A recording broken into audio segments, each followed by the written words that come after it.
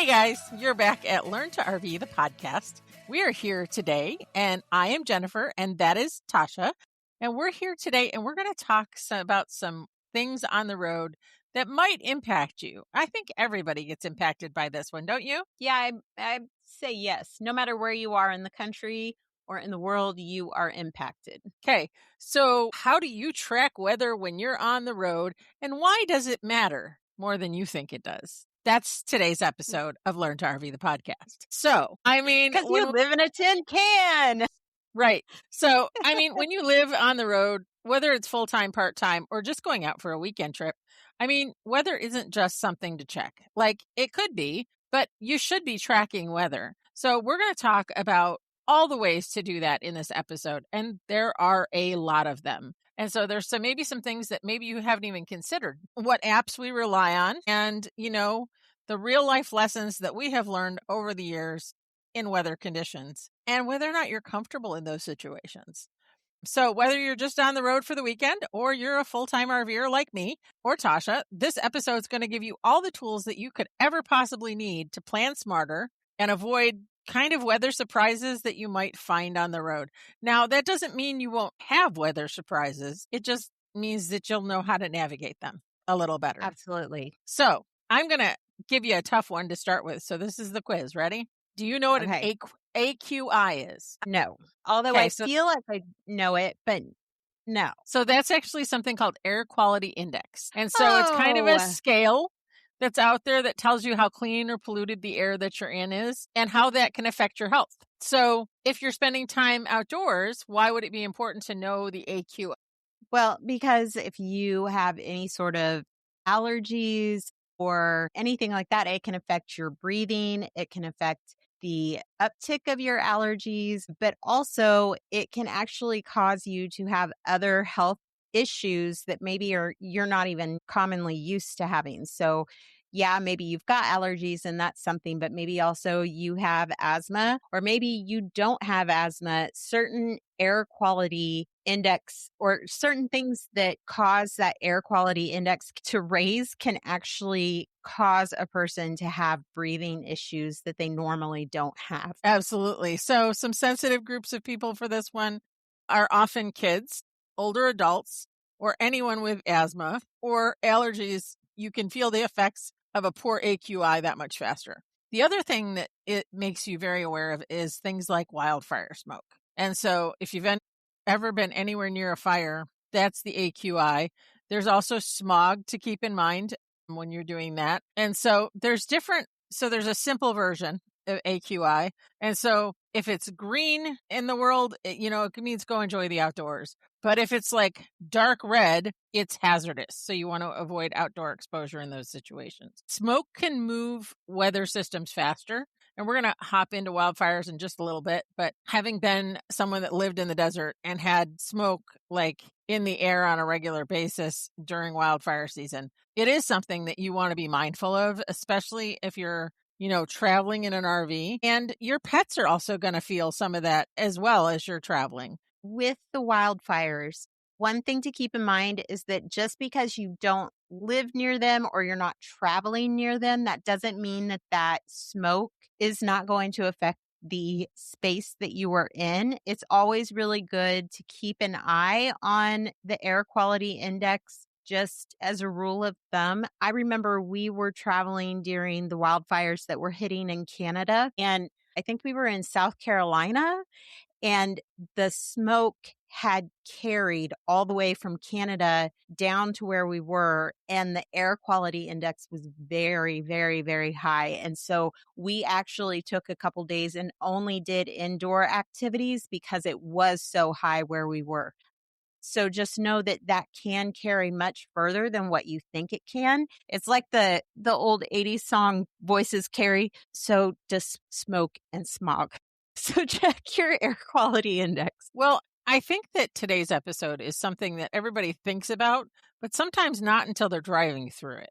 And so like Do you track the weather on your travel days? We do. We are very particular about that. If we see that there's like a tornado watch anywhere in the vicinity, we will completely change our travel trajectory. We're just very particular. We don't want to take any risks like that. And we use a lot of different apps and we watch a lot of different online meteorologists just to get a feel of what different people have to say. Yeah. So, I mean, we're going to hop into those apps next, actually, and kind of go through each one. And if I miss one that you use, please feel free to hop Yeah, in and talk about it. So, absolutely. Frank would tell you that he will use AccuWeather for the minute up to date weather. And so when he's on a roof, he's going to start with AccuWeather because that gives him real time, like, this is what's going to happen in 15 minutes. And it's usually Yeah. pretty darn close these days. Tracking weather is more than just that. Like if you've got hail or high winds, that can impact everything about your travel day. So just recently we were driving up from Florida to Perry, Georgia to go to the FRVA rally, and we got caught in a nasty storm, like where the water was coming in sideways and it was just, it was hitting the windshield so fast and so hard that it, like, in such big drops that, you almost had to pull over to the side of the road. Don't be afraid to do that. Like, Yeah. it's okay to totally do that. We were getting those tornado warnings and watches on our phones as we were driving through. And, the wind wasn't gusting at that point, but, you have to make a decision in those moments too, because tornadoes are one of those things that, you'd almost rather be ahead of it. Stella has something to say. Stella's very alarmed, not about weather, but about the hurricane that is Matthew Martin that just came in the front door with a whole lot of dog food. I love it. It's still in the truck. It wasn't even the dog food. She's just so excited that he's home. Sorry about that. Keep going. Another great app is windy.com. We Yes. actually learned about Windy from balloon pilots several years ago, actually like a long time ago now. And so knowing the wind gusts above and below and, on the ground, what that weather looks like. And there's nothing quite like driving across I-10 and seeing a wall of brown coming at you and knowing that in a few minutes, you're not going to be able to see the tractor trailer in front of you. And so Right. in those situations, I always talk about slowing down, taking the moment. And we actually did that a couple of years ago as we were driving across the country. We got off at the exit and we stayed 48 hours, well, not quite 48 hours, but a whole day because the winds were 60 miles an hour and it was a brownout. And so knowing when to find those, I'm going to hop into one that's not an app and it's a newer one to us. So there's a gentleman who's owns a business called RVweather.com. And that will actually help you like plan your whole route and tell you what the weather's going to be like on your route. And in fact, we're going to have them on for a Beyond the Brand series coming up really soon, where he can explain that so much better than I do. We use it for a lot of, the installs that we do to give us real-time ideas of what that looks like for that. Have you used RV Weather at all yet? We have not, but we're weirdos that talk to people about 4 times before we commit to trying something. And so I think that we have literally spoken to them at 4 rallies in a row, gotten really excited about it, and then have just not pulled the plug yet. But yeah, I have a feeling by the time we get to the end of Beyond a Brand, it will be downloaded and on all of the things in the Martin household. All right. So Weather Underground is kind of a great place to get your information. And I go back to, there was a hurricane coming into Texas one year, and we had some friends that they're just weather like nerds. And so they're texting us and they're saying, hey, you got to get out of there. It was the year that the big storm hit Houston. And so we literally left, and the Thousand Trails that was in Lake Conroe there was no way out of the park, and the power was off for like 5 or 6 days. And so we left because, our friend said, hey, you've got to get out of there. But he was tracking on Weather Underground. So it's like almost like hyper local data with Weather Underground from personal weather stations. So it's kind of like, people in their backyards are reporting the weather. I don't know how else to explain it. Do you use NOAA at all? We have. And I used it a lot when we lived in Arkansas, just because we lived in the bank of the Ozark Mountains. I'm going to use the term mountains very loosely, as someone who's married to someone who grew up in Colorado where the Rocky Mountains are. We lived in the bank of the Ozark Mountains. And that I mean, they're mountains if you've never experienced the, right, right. It's beautiful there. It's very pretty, but it's also the weather is very like you just don't know what you're going to get. And you literally will turn on the news and one weatherman will say something and another weatherman will say something, and you just don't know what to trust. The weather report changes every 35 to 40 seconds. So I actually feel like I used it more when I lived in the sticks and bricks than I have since we've gone on the road, because our weather resources in Arkansas felt less reliable than our weather resources in an RV have been, if that So makes this any is sense. my go-to. This is kind of a fun one. So this is my, and I'm holding up my phone. This is my Uh-huh. WeatherBug app. And so I actually never used WeatherBug until we work camped. And WeatherBug actually has very accurate strike distance for your lightning strikes. And so that Yeah. was what we would use for like when we had kids at the pool or something and we had to get them to come out. And so we would use WeatherBug for that one. And so WeatherBug is actually the one that I keep on my phone all the time, other than the other ones. But that's the one that I keep actively checking on a regular basis, especially because right now we're in Texas and those storms can be a very real thing. I'm going to throw out what we use if I can find it on my phone really fast because I cannot remember what it's called, but I can tell you that it is from a gentleman who has a YouTube channel. And if I can't find the app on my phone because my app is insane, or like my app page is a little messy, it looks like my desktop and my internet tabs on a regular basis. There's too many windows, there's too many apps. Ryan Hall, y'all, online is like our go-to. The second that we hear any Wait. Did you rumbling, say Ryan Hall, y'all? yes, Ryan Hall, y'all. He is a gentleman who does meteorology out of Kentucky. He and his team do nationwide meteorology reports, and when an area gets hit by a large storm, they will go in. They have big rig, and they'll go in and take like resources into the area as like a, hey, you just got hit, here's some food, here's some diapers, here's some whatever. They're pretty awesome. We love them. He's also hilarious. But the website is Ryan Hall, y'all, on YouTube.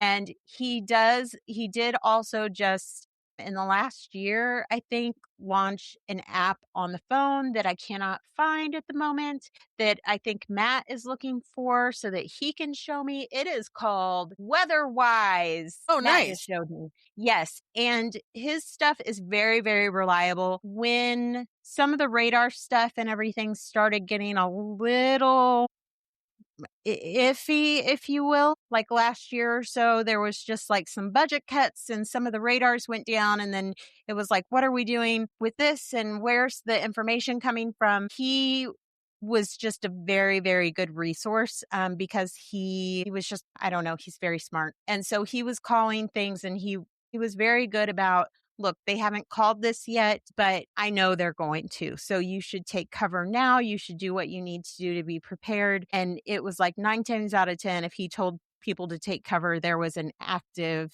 threat that hit right within 20 minutes of him saying you should take cover. So, yeah, we like him a lot. He's very, very, very good.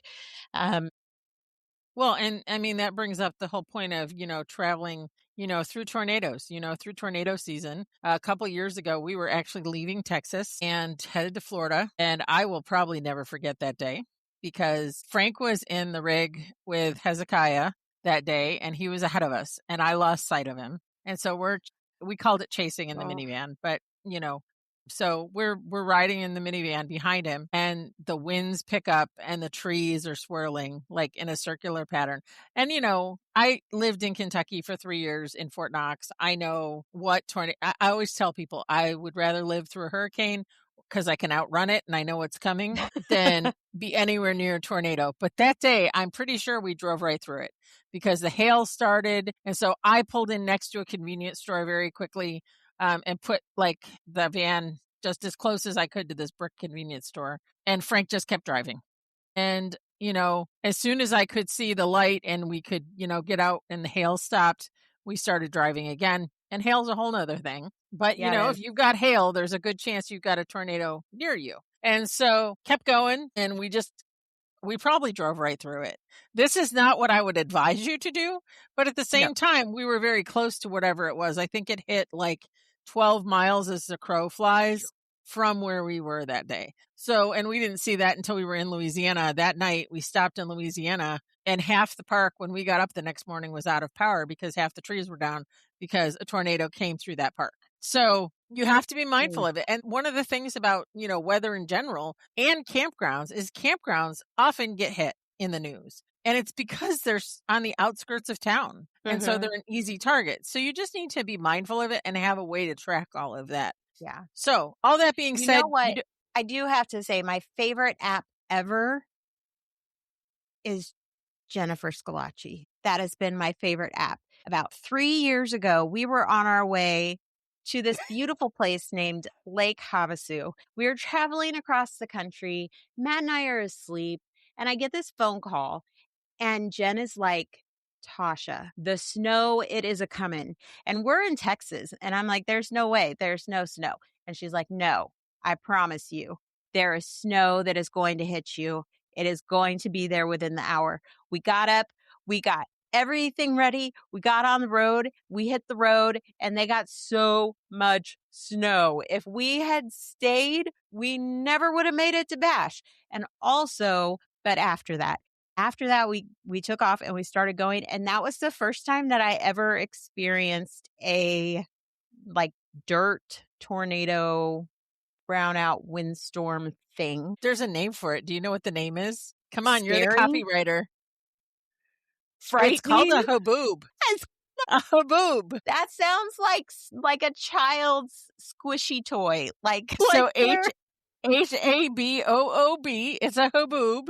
It's actually a very common desert problem. So it's a sandstorm, especially so it's like a big wall of dust, and it's common in desert regions like in Arizona, in New Mexico, West Texas, and that's where we hit it. We were actually driving on the I-10 in West Texas when we hit one of those, and literally we hit the wall and you could feel everything shift. And you should not stay on the road in a haboob. There's a lot of reasons why. One, you can't see the car in front of you. Two, the guy behind you can't see you either. And three, the side winds can cause some major damage. So the dust can get into your engine and your air filters. Flying debris would become a hazard.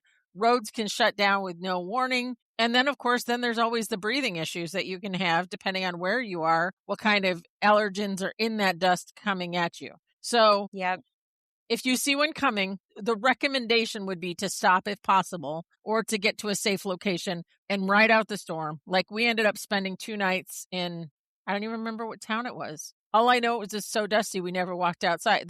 The poor dogs, we'd go outside, take them outside and run back in. We pulled off at a gas station. The wind had started to pick up. The brown had started to pick up, if you will. And there was a gas station up ahead and we were like, we can make it. So we got up there and we literally got up and stopped the truck right as it really picked up. And it got so strong, we weren't even able to get out of the truck.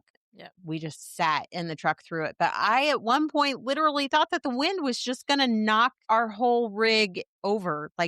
We were not parked the right direction. So that would be my other thing, is also kind of like, don't park in the way of the wind stream. I don't know how in a to figure that situation out, like that, scary. we lived in the desert for a bunch of years while Frank was active duty. And one of the things we would experience is similar sandstorms. Like they didn't have like rainstorms like it, but we called them brownouts. That's what would happen. And we actually had one of our vehicles, one of the headlights got peppered with the sand and it made it cloudy. And so we had to replace the whole light fixture because that was the angle that the car was sitting in. And so you don't realize the type of damage that you can be sitting in those situations. So some things I tell people to do is one, if you can, number one, first of all, get off the road. If you have to sit it out in your car, just be prepared. That could take a while.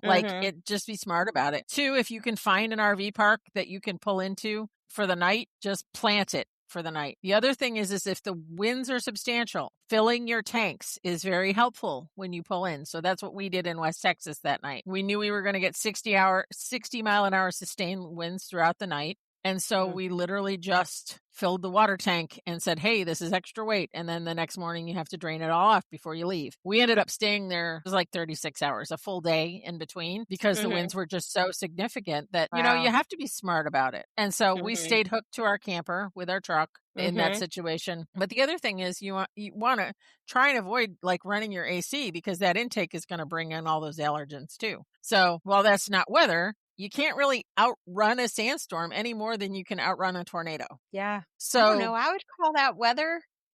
It's caused by wind, right? Yeah. And so you can't outdrive them either. So, I mean, I tell people not to try that, and then, having an alternate plan. If you have a hard set date, I always tell people plan for a couple extra days, just because you never know what you're going to run into and you can't control the weather. I mean, we run a nationwide RV roofing company and we can't control the weather. So I don't know how anybody can. All right. So let's talk about flooding. Have you ever been anywhere where there's been flooding? Not in my RV, knock on wood. So you've been good at avoiding it. Yes. So there is a park that I will never go back to, like ever go back to. And if Stephanie's listening right now, she's going to know exactly which park it was. So we were up in California in the Delta. So that's kind of like between San Francisco and Sacramento. And there was this RV park that was set down, and it went down at like, I don't know, a 45-degree angle to drive down into the park. And it rained. And the next morning we came out and I stepped out and my ankles had water. Well, it was next to the water, like the waterway, but it was below sea level. Oh my. And so I spent a week at this park and we left early. And it's one of the few places I will never go back, because every night I woke up having a dream that the water levees had broke and I was underwater in the camper. Oh gosh. So, but the water was literally 6-8 inches deep that morning when we walked out, because the water was just so saturated from the rainstorm. And so it is not a place I'll go back to willingly because of that. But, there are campgrounds out there, and I don't even remember the name of the campground. And then when you go to pull out of the park, it was even more fun. So we had the minivan back then. And so I came into the road first, and then I backed up and put my hazards on, which you should not do on the road. I'm not telling you to go do this. But Frank was driving a 40-foot fifth wheel out of this thing. And so as you drive out, and you can't see my hands if you're just listening, literally there was, coming out of the park, there was water, a big, big, big water. And so you literally, if you didn't make that turn, you were bloop in the water. And so I was like, all right, just hit it. He's still got that 45-degree angle to come up out of that thing. The whole back of the camper, you could hear it hit. And I was just like, that feeling. And so, I hate that sound. Oh. Yeah. Well, but scraping noise that you're just like, everything just bottomed out, and what damage might there be? But there's nothing that you could do about it because it's done. But so, I mean, most people don't even think about how a flood or amount of rain can impact the campgrounds. A lot of times when we get to places, we'll walk the campsite before we put the truck in it, because we want to make sure we can get it out. Our first year on the road, when Florida rains, there's parts of Florida that just flood. Yep. Because the water's, the ground's just so saturated. And that's true in the desert too.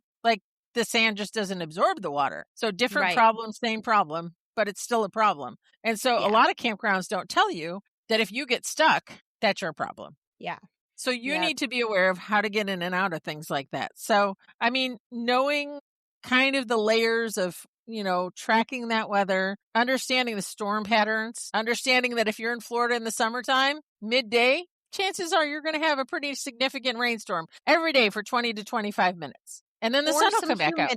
Oh, enough just a little humidity bit. To feel like you got rained on. And then there's spring hail season, which is great for your RV roof. Just kidding. It's terrible for your RV roof. And so, and then gusts and stuff like that. So travel early in the day. winds tend to be lower in the earlier day hours, and pick up significantly as the temperature of the earth warms up. So build in buffer days when you're traveling. So have days where you can actually have a day that you have to, and then if you can, make it in a place that you wouldn't mind exploring. Even if the weather's lousy, you can go to the museum. I mean, this one I feel like you should take. Well, I Me? mean, What yeah, is it? here's one. So when you're on the road, have you ever been to a place with a tornado shelter? Tornado shelters. Don't even get me started. Listen, so we were at a park. This actually was the exact same park and the exact same trip that we happened to hug the tree with our previous RV. So it was just a banger of a week, I'm telling you. And storms picked up and we were told there is a tornado. So basically like there's a park, there's an RV park that we're staying at. There's a river that crosses on, well, let me try this again. There's our RV park. There is a road that you take to get to the RV park. And on the other side of the road, there's a river that kind of runs alongside the road. And on the other side of the river, they have told us that a tornado has been spotted and it has confirmed touchdown. So everybody needs to take cover. And I'm like, great. Where do we go? Because, we got here, we hugged a tree. That's really all that we've been doing since we got here. And I just don't, I've not associated myself with where anything is at this campground. And they said, go back towards where the shop is. So we grab all of our, our kids, our dog, we're taking off, cat, we're good to go. We get back there and the staff are in the store. And I knock on the door because it is locked. And I say, hello, there is a tornado.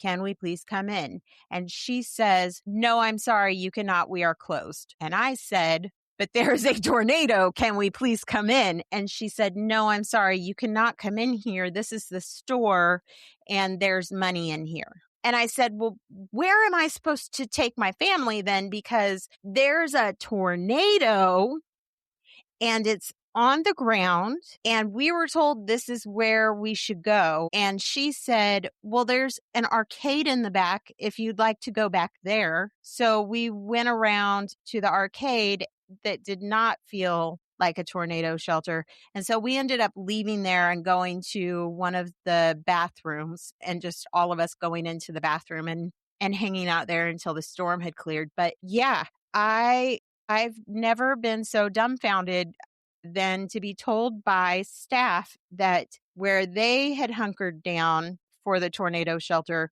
was not where we could hunker down for a tornado shelter because there was money inside. So we basically had to fend for ourselves. But also, I will never, ever, ever not know where the tornado shelters are ever again. As a rule of thumb, if you're looking for a tornado shelter, if it's underground, that's better than above ground.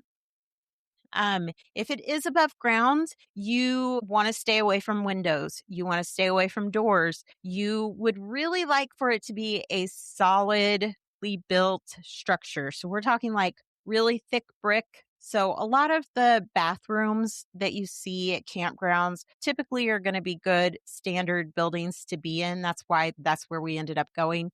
If it's a building that is, some of the buildings that you see like for recreation halls or things like that, where they're just made out of wood and it's, or maybe it's like an open air space for gatherings, that's not going to do you any good. Just taking cover. We did a lot. I mean, I grew up in Missouri, so we did a lot of tornado drills, getting down in the hallway of our schools, like on our knees with our hands over our heads to protect it from any debris. I remember one time when I was a kid, there was a tornado and my mom had us under chairs, under a table, laying down on the ground so that the table and the chairs could protect us. So, the big rule of thumb is like, don't be somewhere where glass can fall on you. Try and protect your head from falling debris.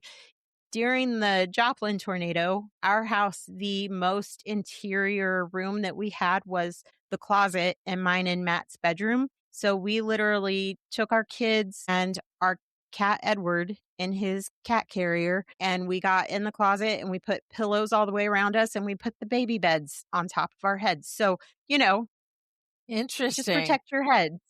So Do what you have to do. my first experience with tornadoes was when Frank got stationed in Kentucky. And so we had, a duplex that we were living in, base housing, and the safest place was the bathroom in the center of the building on the ground floor. And so every time there was a tornado warning, I always get them confused. We would go in there. Yeah. And that was the sirens were going off, the whole nine. But several Yep. years ago, we were at Lake Conroe, Thousand Trails, and it seems like we always see tornadoes in this part of Texas. It's great. Anyway, we're here now. So, yay. That I'm just being gonna said, say there no. was Just there say was a no there was a to water the spout. tornado. Was a water spout that came off the lake. And we were parked then almost exactly where we're parked right now. We had some inflatable kayaks outside. They were not strapped. They went flying down the road. And Mike and I go chase those flying kayaks because we don't realize Ooh. how dangerous life is right there. We're getting Right. pelted with this ice cold rain and it's sharp. And it might have even been slightly haily, but we didn't notice that. We Yeah. were focused on, so we're tying up the kayaks. Mike and I are outside. And then you hear, boom, it picked up one side of my camper and dropped it back down. Yeah. At which point everybody went, grab an animal. And everybody ran across the street to the bathhouse. And we took the middle shower and we took the middle showers basically and put ourselves, our dogs, our ferrets, our kids, and then other people started filtering in.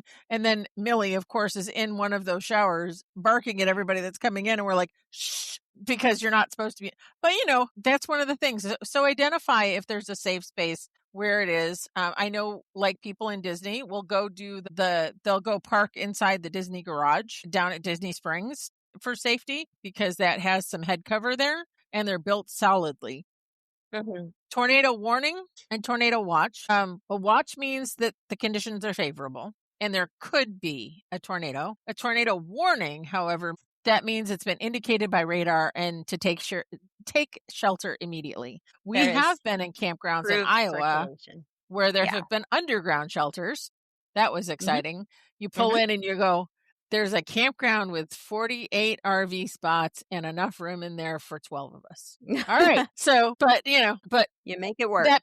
That being said, though, RVs actually have zero protection if you are in a tornado. So do not make stay sure in your you RV. Get to a safe place and know the signs, and have those apps on your phones for that radar. It may seem like it's annoying when you have one of those go off, but in the event that you need it, it's very important. And not to harp on this, but I've heard so many people say tornadoes, they're so, they're nothing to worry about. People make such a big deal out of them. Joplin was demolished.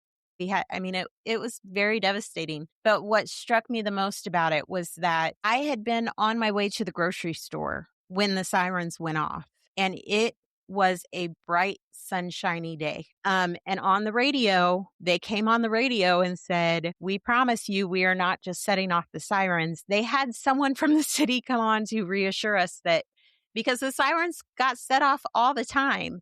And they were like, no, I know. He even said, he was like, I know we set off the sirens all the time, but this is for real. Take cover. Right. And I would have been in a building that was no longer standing if I had not turned around and gone home to my family. And it was beautiful outside. It was gorgeous outside. And in a second, it just turned. It is so fast how it turns. So if the sirens are going off, if you're getting an alarm, if you're getting that watch signal, take it to heart.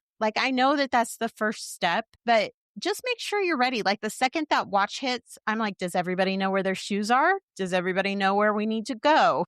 Is everybody ready if we need to take shelter? Just be prepared is the best thing that you can do, but take it seriously. Don't just brush it off is my biggest piece of advice. Well, and one of the things that I want to hop into next is, and I know we're pushing time, but this is such an important topic. So there's two weather patterns that are completely avoidable. It just means that your travel plans may have to change for the season. So one of them is a hurricane. So hurricanes are one of those funny creatures that spin off tornadoes. But the thing is, they don't travel more than 5 or 6 miles an hour in most cases. And so you can outrun a hurricane. It just means you have to move in from the coast and maybe change all of your plans that are already on the schedule. And so you can do that, though. The other one that's like that is fire. And so we Yes. lived in the desert for a long time. And I remember there was a fire out in Pioneer Town. And we lived probably about 12 miles as the crow flies from that fire. And our skies were red. Like air quality was terrible. We were trying to figure out, do we evacuate horses? If the fire jumps the road, are we safe anymore? Because once it jumps the road, it's a whole different animal. That's Mhm. true in RV life too.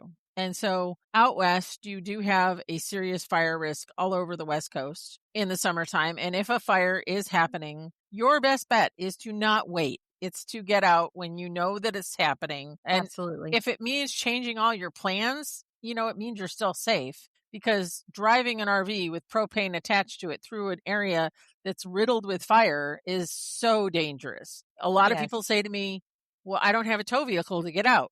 Take your car, leave the RV, take your pets and go. I mean, like, there's got to be a better plan. Yeah. And yes, you may not have it when you get back, but at the same time, you'll still have your life. And so Yes. please be safe about the choices that you're making, but especially with fire and with, hurricanes, make the smarter choice, even if it means changing your direction. Like, that's the thing. I mean, the word of the year for us is pivot.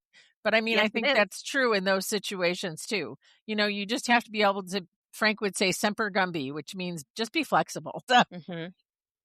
All right. Yes. So, building a weather routine. Check your radar in the morning. Check your wind speeds. Check for storm potential. Not just where you are, but where you're headed. And so that's where RV weather is very helpful, because you can actually go online and actually track the weather as you're driving into it, which is super helpful to have an anticipation of what's coming the next day. Check for wind gusts. If you're in an area that has storms, check for hail, flood watches, smoke and air quality. Those are all things you got to keep in mind. And then, like we talked about, high winds are kind of a silent deal breaker travel day thing. And so if the winds are high, maybe just call it and say, I'm not traveling today, because Mhm. crosswinds can cause dangerous sway. And so we don't travel typically if the wind is over 30 miles an hour, we're off the road. And so once it gets to the point where it's that, especially if it's a headwind or a side wind, because it's not going to be it'll be stronger coming across in a gust. Hail, sometimes you can't avoid it. Pull underneath some kind of bridge or covered area if possible. Flooding, turn around, take a different route. You have to be mindful of those things. Or maybe it means you're rerouting there too. If you know that there's a certain area that's flooding, there are things you can do to avoid it. This was years ago. We're driving through and the water's just creeping up out of the Mississippi, because that's what it Mm. does there in the spring. But It so sure we're is. driving near this park, and along this park, everything is underwater. And the Mhm. signs are like sticking out of the water by you can see just the sign. So it means the first 5 feet are underwater. And there's this guy that says, he's a little circle and he's got X'd out eyes, and it says, don't enter, you will die. And I was thinking, wow, that's grim. But, But so true. I mean, I in Kansas City where I grew up and I learned to drive, the Missouri River cuts through there. And when I remember in the 90s, we had some very heavy, heavy storms that threatened flooding. Mhm. And that was one of the things that I was always taught, was that with flooding, especially from rivers or bodies of water, not just like standing water, but, bodies of water overflowing, you don't realize how shallow it can be and still wash out your Sweep you away. vehicle. Yeah, and that's especially true in the desert too. Mhm. Monsoon season is usually August, September timeframe, and people will drive through those areas that are considered washes, even though they're still roads, and get swept away. So turn around, don't Yeah. drown. RVs are heavy, but they're not floodproof. And so no matter how you No. do it, and sometimes it can happen where it's overnight. I've had friends that are in the Keys that were they walked outside and it was up to their ankles. And so, Yeah. you know, it's one of those things you have to be mindful of. If the weather looks dangerous, change the plan, reroute it, wait it out, or just change it altogether. You can outrun a hurricane if you leave early enough, but you should never try to outrun a wildfire. Hurricanes can move slowly, wildfires do not, but everything shifts direction. So knowing how to track those shifts is kind of the critical portion of that. If you see smoke columns, know where they are. I mean, I remember, what was it, 2 years ago when we did your first roof? We were coming up to Livingston that day, and then, like, that building caught on fire, which had nothing to do with weather, but it backed up Mhm. traffic forever, and it was, Mhm. terrible. Changing your route, knowing what to do and when. So, how would you tell people to build their weather routine? What do you think that would look like? And I think it's different for everybody to a certain degree, but I think there's some things that we all should be doing. Well, I think part of it is just being aware of what the weather is doing. Check your forecast, look ahead and not just at the day that you're on, but look ahead and then watch the weather patterns, the ones that are coming your direction or that you see that are notable that, are being tracked. Watch them and see, do they change trajectory? Do they, are they still tracking for the route that they're supposed to go? We usually watch if there's like a storm pattern or something that we think maybe we're going to be intersecting with. We'll see, okay, let's watch it for a couple days and see, is it keeping time with what the meteorologists are saying that it's going to do, or is it speeding up? And then, we might leave early based on that, or we might completely change our path depending on that. We also will Or call stay an around. extra 2 or 3 days. Exactly. We will Yeah. call around and say, hey, we see this weather coming in. If we leave early and come to you guys, do you have a spot for us? Because, your campground may be full. So you may have to find another spot to go to if you're going early. Or we'll go to the office of the place that we're at and say, hey, we see that this huge storm is coming and it's supposed to be here the day that, we're supposed to be driving. Do you have a spot that we could stay at? Can we stay where we are for an extra 24, 36 hours until this passes so that we can stay safe? And I I think there's only been one time where we've asked to stay longer that they legitimately were not able to accommodate us and let us stay. Did we have to pay? Yes. But I'd rather pay and be safe than get on the road and then intersect with a big storm that it's going to put my family in jeopardy. Absolutely. So, build a weather routine, whether that's the night before or a couple days before your travel day. Check it in the morning. Know what's in your path. If there's an app that you use that we haven't mentioned, we'd love to know those because it's always great to add to our list of things that we do. And then, don't forget to, just keep your family safe. Like, whether you're on the road part time or full time, whether it's out there, it's okay to arrive later or even the next day. Even if your reservation says you're coming in on Thursday, it's okay to come in on Friday. And so sometimes that means, especially if you're a weekend traveler, it means that your whole weekend gets ruined by the rain or the weather. It's better to be ruined by the weather and be safe than it is to Absolutely. have it ruin your RV. The other thing is, hail does do significant damage Oh, to yes, it does. roofs. And so if you have a hailstorm, one of the things I tell people all the time is document the hailstorm, the date, the pictures of the hail, because a lot of times those hailstorms won't show up for weeks, even months in terms of damage. And so it's something that, you want to have that date on your calendar that it happened. Thunderstorms are a whole new level for me. I don't know about you, but in a house, I was less worried about thunderstorms. But in a camper, they're real pretty if they're like far enough away from me. But, if they're right on top of me, the dog barks and, it's like Yeah. Armageddon and, battle stations, everyone. And Millie's like, no, no, no, no, no. And it's exciting in my house during a Yeah. storm. So, like, especially if you travel with pets and they get nervous during storms, try to be home with them during those storms. And so, Yeah. knowing those weather patterns will tell you whether or not to even go off adventuring that day, or if you need to turn the TV up real loud and just pretend it's not happening. So, Right. That's usually what we do. We have a method for the madness because Stella gets very, very nervous. So we have to like go lay down with her and let her cuddle and turn on the TV really loud and then like, pet her belly and treat her like the princess that she is. And she still shakes like, a little quivering leaf. But eventually the storm calms down and she'll calm down too. and if it's just regular weather like rain, make sure you have a pair of rain boots for your kids to go out and splash in some puddles, because that is part of this lifestyle too. As long as there's no thunder, I've swam in the rain on the road. You're already getting wet, so what's a little bit of rain? As long as there's no big storm on the horizon, if it's hot enough to swim, it's hot enough to swim in the pool in the rain. Make fun of it too. I mean, yes, be aware, but I think that having some fun with those adventures is part of the journey. So don't forget to subscribe, and follow the Learn to RV podcast.